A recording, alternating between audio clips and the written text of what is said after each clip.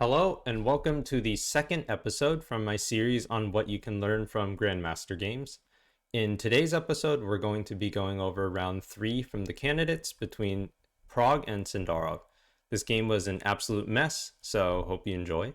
So the game starts d4, d5, c4, e6, knight c3, bishop e7, knight f3, knight f6, bishop f4, castles, e3, c5, d takes c5, bishop takes c5, and a3. So normally I would go over the opening a little bit more in depth, especially the third move, bishop e7. That's a little weird, but in the interest of time, we're going to go right into the middle game because the middle game is where all the fun is in this game, and it's very complicated. So moving on, we have knight c6, queen c2, rook e8, preparing the move e5. And then bishop g5 was the first move that PRAGG started thinking, and then Sindarov spent 7 minutes on d4. So this is officially, we're out of the opening, and the players are on their own. So some ideas to keep in mind. White is trying to win this game right now, so if they play the move e takes d4, for example, knight takes d4, knight takes d4, and queen takes d4, this is a completely fine position for white. And if you were to play this as white, there's no big deal. However, the position at grandmaster level is very equal, so PRAGG probably didn't want to play this because it would ruin his winning chances. But again, if you were to play that, that wouldn't have been that bad. So after the move d4, another idea that you have to keep in mind is that e5 is always on the cards for black. So if white were to play something like rook d1 or castles, they're kind of the same, putting the rook on d1, trying to pin the pawn to the queen. So we can't take the knight because then we'll lose our queen. e5 is a good move, and then this solidifies the pawn on d4. This brings out our bishop, so this is a good position for black. So keeping these ideas in mind, PRAGG decided to play something else. After the move d4, he played bishop takes f6, queen takes f6, and knight e4, hitting both the queen and the bishop, which prompted Sindarov to play queen f5, which pins the knight to the queen, so the bishop is not takeable right now. So this is the moment where we need to start going over the game a little bit more deeply, because after the move b4, Sindarov decided to play knight takes b4. Now, knight takes b4 is supposedly an inaccuracy.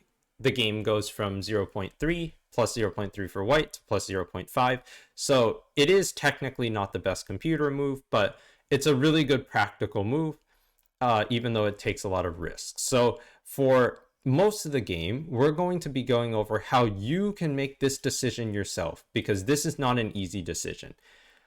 There is no way to win the piece back immediately. After a takes b4, bishop takes b4, this knight is under attack, but there's no real way to take the knight. Sometimes when you sacrifice a piece, it's actually not that important to figure out if you have an immediate win. There are two types of sacrifices in chess. One of them is an attacking sacrifice that's meant to kill your opponent right away. And another is a long-term sacrifice meant to gain some other positional compensation. And this is a long-term sacrifice. What Sindarov judged is that the king is going to be misplaced for the rest of the game, and there's no way to solve that immediately. And that's the key. No way to solve it immediately, because what you have to do is put yourself in white's shoes and try to figure out if they have an easy way of getting out. So I'll illustrate that now. If white were to play the move knight fd2, and if knight fd2 was okay to play, then this would not be an okay sacrifice, because white is a couple moves from stabilizing. They have bishop d3 and castles, and if they get bishop d3 castles, we don't have enough compensation and the attack is over. So it's really about what white can do. So it turns out that in this position, after knight fd2, we have the move d takes e3, f takes e3, and rook d8. So this threatens to win the knight because this knight can't move. So if we were able to play something like rook takes d2, this would win because the knight can't take. White's able to play one of their moves, bishop d3, but you can see that they can't castle because we are controlling f1 with the queen. So white still has no easy way out, and you can see computer says this position is completely equal because even though we're down a piece for 2 pawns, the king being exposed, there being no easy way to get out of it, means that we have just enough compensation to make this an equal position. So going back to the position in the game, after bishop to b4, Pragg decided to play king d1, which is the best move, but king d1 is not actually that natural because it puts the king on the open d file. So let's kind of go over the other move first, which is king e2. So king e2, once again, we're not looking for an immediate win, and the reason why king e2 is worse is because it makes getting out for white harder. So once again, I'm going to say this over and over. We're not looking for an immediate win. And in this position, Sindarov can play the move e5. And this was almost certainly his plan. So e5, the only thing it does is protect d4. But that's good enough because we're just looking for what white can do to get out. And white's plan was knight takes d4, which would solve everything immediately. So we play e5. And we're going to ask white, how do you get out? Now, let's go over some ways that white can try to get out, and we see that we have pretty good options. So g3 with the plan of bishop g2 is a very natural idea, so let's look at this first. After the move g3, we have queen h5, pinning this knight to the king, and our threat is bishop g4. So white can play the move bishop g2, and now we have f5. So this is why this doesn't work for white. f5, knight moves, and then e4, attacking the pinned piece, and we're going to win our piece back. So that's if white plays g3. Another idea that they have is maybe they can play the move knight h4. So knight h4 would kick the queen out, make it where this knight on e4 could move. But here, we simply have the move queen g4, and if they have to go back, then we can hit them with f5, same thing as before. Okay. Finally, they have the move queen a4, and queen a4 is a legitimately good move, but Sindarov probably judged that after bishop d7, trading this bishop for this knight, which is quite hard to see, this pressure on the king is still unresolved. So those are of the many reasons why Pragg decided to play the best defense of king d1. King d1, once again, a very counterintuitive move, but because of those deep calculations that we've seen earlier, it is slightly better. So we're going to play the natural move of d takes e3, opening up the d file for the rook.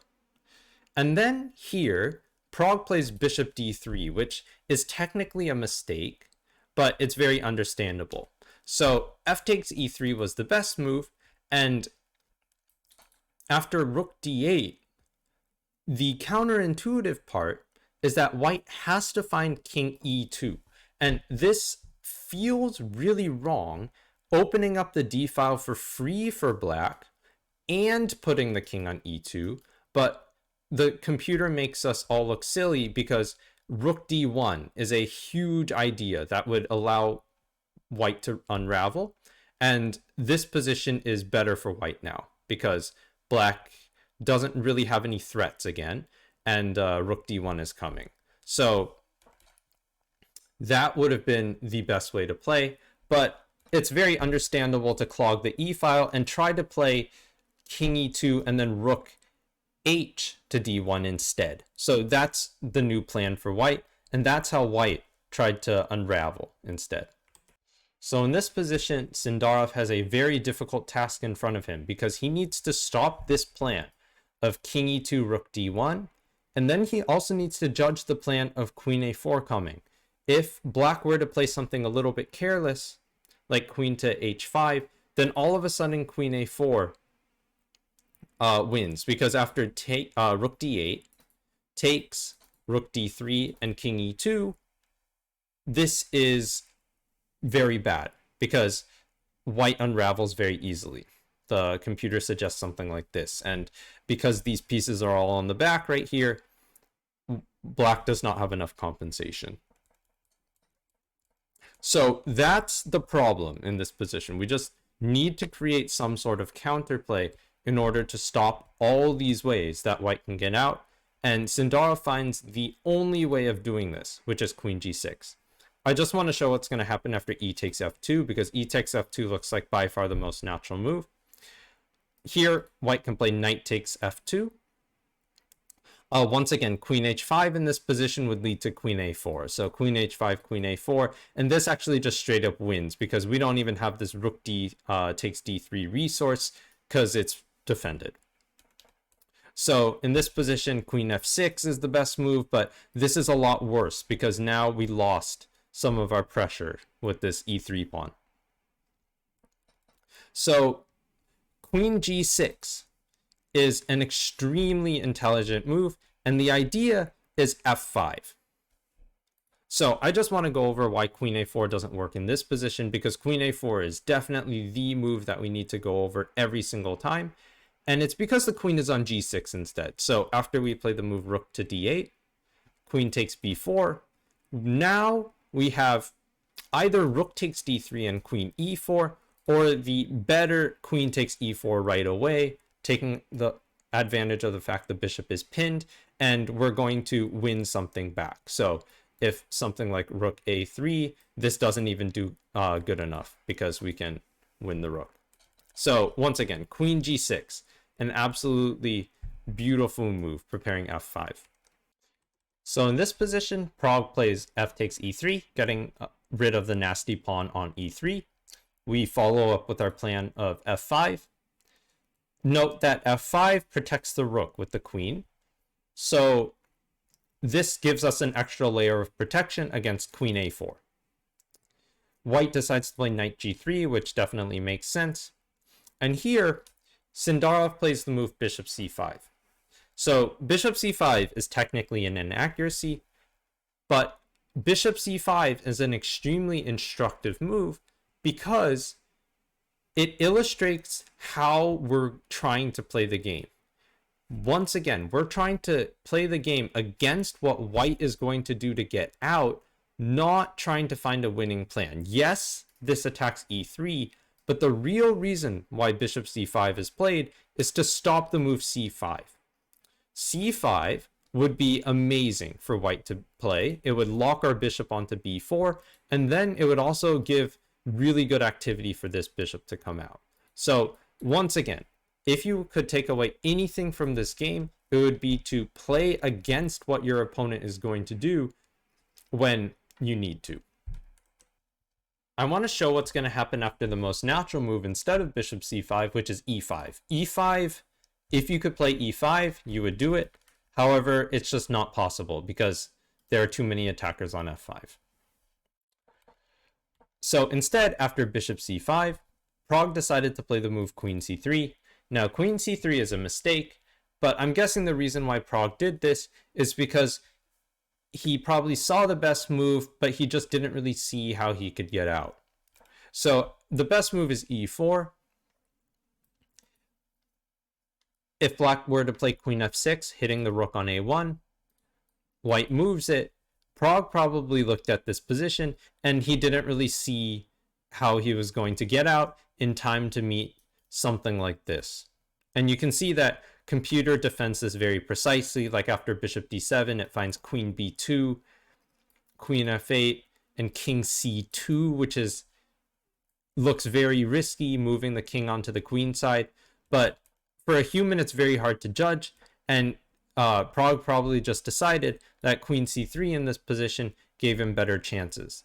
This does kind of set a trap, because after bishop takes e3, which is the materialistic way of playing, we got 3 pawns for the piece.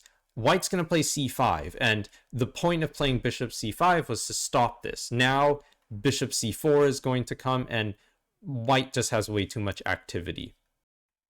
Okay, so going back to the game, after queen c3, Sindarov finds e5, which is the best and only move. And e5 comes with the threat of e4. But we need to check what's going to happen after knight takes e5. So knight takes e5. Luckily, we have queen f6. Queen f6 pins the knight to the queen, so knight cannot move. And knight also can't be protected. So this loses a piece. Pragg definitely saw this and planned the move bishop c2. And if I had to guess what Pragg misjudged, it would be this move e4. So e4, by far the most natural way of defending this is to play knight d4.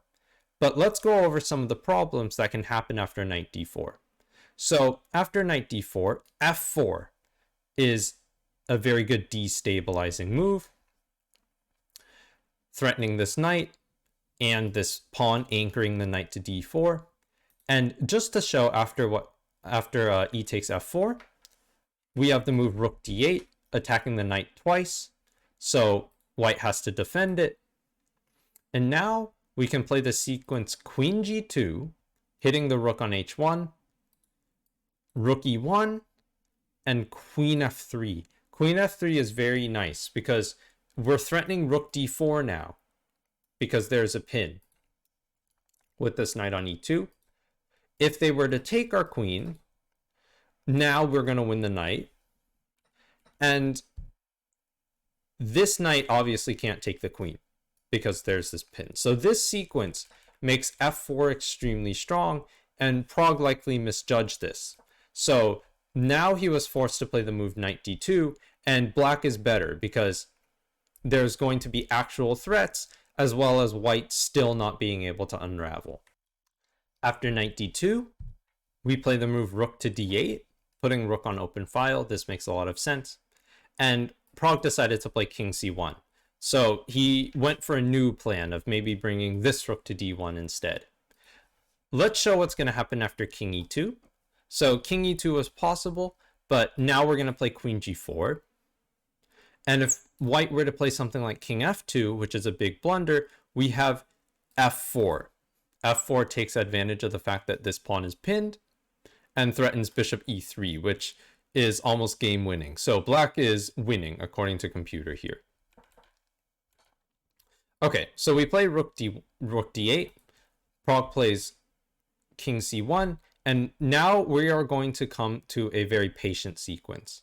So Sindarov decides to play queen g5, hitting this pawn both ways. So Pragg defends with rook e1, and now queen e7. Queen e7 is an extremely beautiful move, preparing the move bishop b4, which would hit this knight with the rook and the bishop. So how can we find a move like queen e7? Once again, it's pretending like we're almost not even down a piece and asking what white is going to do against the threat. And if you can see that white isn't going to do anything immediate, then we might be able to have the patience to find a great move such as queen e7. In this position, Pragg decided to play the move rook e2. So you can see that rook e2 is a mistake. The best move was rook d1 with the same idea of protecting the knight. But what Pragg likely didn't like is that after something like this, after something like queen g5, the pawn on e3 would be slightly more loose. So he probably just said, okay, rook is better on e2 than d1, and he misjudged it. So here we play the move bishop to b4, like our plan was. And after queen b2, we play a5, solidifying this bishop on b4 so we can potentially move our queen. Once again, a5 is very patient because we're playing against what our opponent's going to do instead of what we're going to do. White plays the move knight b3, going to d4. Unfortunately, nothing that we can do to stop this, but now we start activating our pieces. So Sindarov plays rook a6. Rook a6 plans to bring the rook to b6, and eventually play bishop c5, bringing another piece into the attack. So here, Pragg plays knight d4, attacking f5. We need to defend f5. So Sindarov plays queen g5, which is a slight inaccuracy. I just want to show what the best move is, which was g6. And I did a lot of looking at why g6 is better. And it's because the queen is on e7. And when the queen is on e7 and not g5, it means that we can play f4 in a lot of lines. So I'll give you one as an example. So if white were to play something like king b1, we can play bishop c5 with the plan of rook b6 later, but also hitting the knight on d4. So we can play rook b6, but that doesn't really accomplish that much. So knight f1 is the best move. But here we have f4, which would create a lot of pressure, threaten this and this. And if the queen was on g5, you can see that after takes, our queen would be under attack. So because queen is not on g5, that's the real key why g6 is better. But obviously, this is very hard to figure out by yourself. And Sindarov didn't really understand that during the game. So he played queen g5 instead. So Pragg plays king b1 with the idea of king a2 and rook d1. And this plan isn't really stoppable. So what Sindarov's going to do is he's going to say, okay, we can't really stop our plan or our opponent's plan of king a2, rook d1. So we're going to slowly improve our position. So first he plays the move h5, king a2, h4, forcing knight onto a worse square. And then he's going to say, okay, what's my worst piece? Probably these two, because bishop hasn't moved, and then the rook is kind of blocked against this knight on d4. So he's going to play bishop d7, rook d1, and then rook c8. So when you can't stop your opponent's plan, or you can't find a plan for your opponent, oftentimes it's really good to say, okay, how do I slowly improve my position? Here is where Pragg starts to really crack under the pressure. So he plays the move knight d2. Very natural move. We improve our position with rook b6. And then he plays the move c5. So c5 is a move straight up trying to go for activity, bringing knight to c4, putting bishop on b3. So he wants counterplay. And Sindarov takes advantage of this by playing rook takes c5 and judging that the two rooks being open on C and B files, it outweighs all of white's activity. Now, you're going to notice that this says miss, but what's important to look at are the actual evaluations of the miss and the best move. So the best move is bishop takes c5, which is minus 2.4, as you can see on the side, right here. And rook takes c5 is minus 1.5, 1.6 now, so it's definitely good enough. If this ever happens to you, where a computer says, oh no, you missed a move, always look at the evaluation of what the best move is and what your move is. Because if your move is still very, very good, but just not the best, then you don't need to worry about it. The times you do need to worry about it are when you play a move that's maybe equal and the computer says you had a move that was minus 3, for example. The rest of the game is fairly straightforward calculation, at least for players at this level. So Sindarov plays rook takes c2, threatening bishop e6 and taking advantage of the fact that this knight cannot guard both. Pragg plays king b1. And after rook takes d2, I always like to take a moment to check how much material we're up and down in the middle of a calculation. So right here, we are up 6 points of material, a bishop, and 3 pawns. So white needs to take our rook. Note that there are no checks because bishop on f8 and bishop on e8 guard the queen. Pragg plays rook takes d2. We play bishop takes d2, again, up 6 points of material. So this is very dire, and Pragg is relying on some counterplay here. He plays king a2, attacking this and this. That's his only hope. But then Sindarov finds a nice way of cleaning up the game. So he's going to sacrifice some material back in order to make the position simple. And that's the final lesson that you can take away from this, is when you're up a ton of material and the position is all shaky like this, finding an easy way to simplify is the best way to go instead of worrying about if you're up +4 or +6 points. So here he plays bishop takes e3, queen takes d7, bishop d4, queen takes, so we've given up a lot of material, but we're up 4 pawns. And after queen f6, Pragg resign. Once again, the biggest lesson from this game is to make sure that when you're attacking, pay a lot of attention to what your opponent's going to do, because that's really going to help dictate what you have to do and how much urgency you have to have. Hopefully you found this video helpful, and I'll see you in the next one.